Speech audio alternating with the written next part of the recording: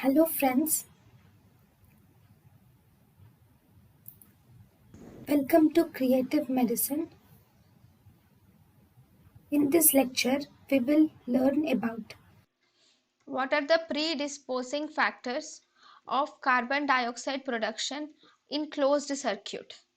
In closed circuit, when will the carbon dioxide production occur? See, these are the features when carbon dioxide production occurs.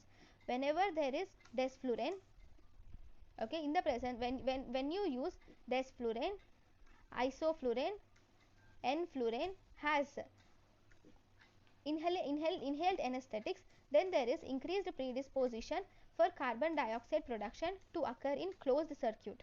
Whenever we have dry carbon dioxide absorber, in the dry carbon dioxide absorber, if we use bera lime instead of soda lime, then there is increased chances of carbon dioxide production in closed circuit. Okay, so this is about the carbon dioxide absorber. I think you have got some gist of this. Predisposing factors for carbon dioxide production: desflurane, isoflurane, N-fluorine, which are inhalational anesthetics; dry carbon dioxide absorbers; bara limes, which include barium hydroxide with calcium hydroxide. thank you and thank you for watching.